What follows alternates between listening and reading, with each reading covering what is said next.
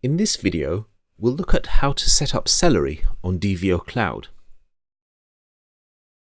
The first thing we need to do is add Celery workers to our project subscription. It's usually enough to add just one to start with. Then we check that both the test and live cloud servers have been deployed, as Celery can't be provisioned for them until then. Once Celery has been provisioned, we'll see that our project has this Aldrin Celery add-on installed and that new environment variables have been set in the project. It's important to understand that we don't need to use Aldrin Celery. It's simply a wrapper to install and configure Celery itself. However, if you prefer not to use it, you will need to take care of installing the required components yourself and supplying their settings. In this project, Celery is now ready to go on the cloud. But to work with it locally for development, we'll have to replicate the cloud services it runs on. We'll do this in our local development environment using the Docker Compose file. First, let's set the project up locally in the usual way.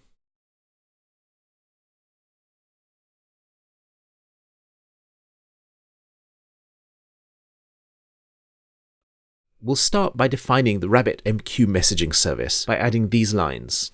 This uses the official Docker RabbitMQ management image. We provide the container with a host name, we map and expose the management interface port, and we set some environment variables.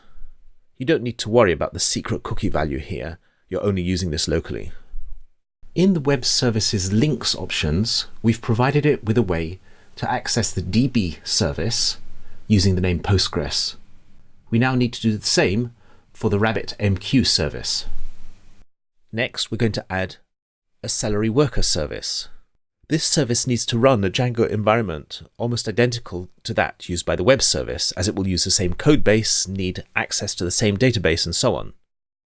Its definition will therefore be very similar. We'll call this one Celery worker. We use the command aldrin-celery worker to start it up. We don't need access to the ports. Celery beat needs to be set up in much the same way. We'll call the service Celery beat and give it the correct command aldrin-celery beat to start it up. And next, Celery cam, which we start with aldrin-celery cam.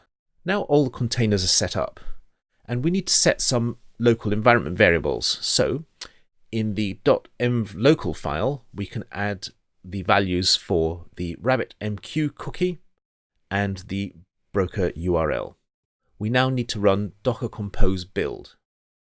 And now Docker Compose up will launch our project, including all those services that Celery requires.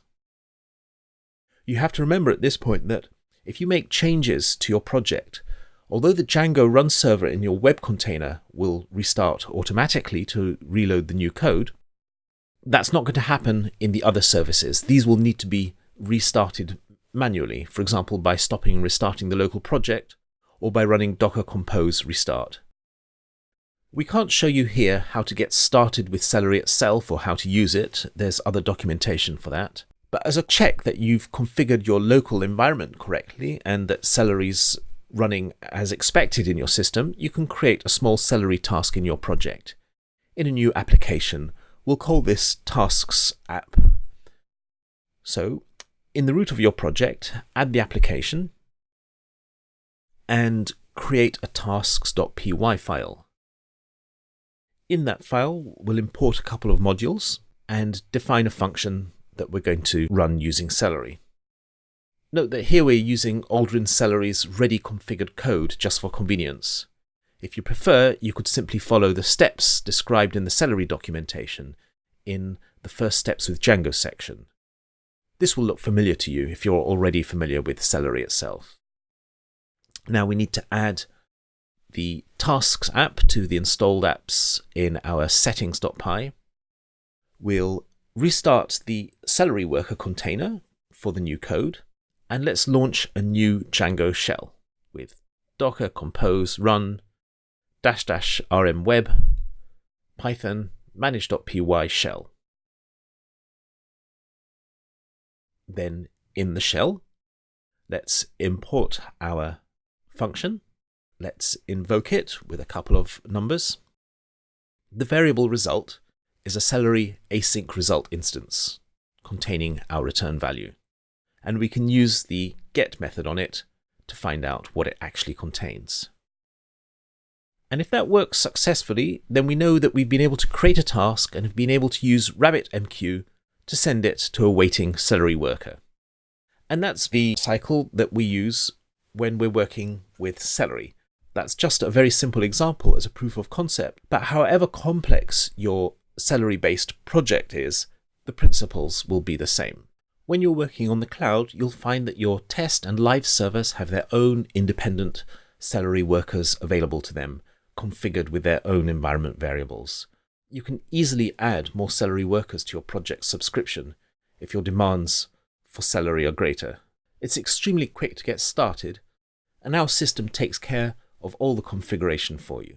All you need to do is create your applications using Celery, test them locally, and deploy them to the cloud.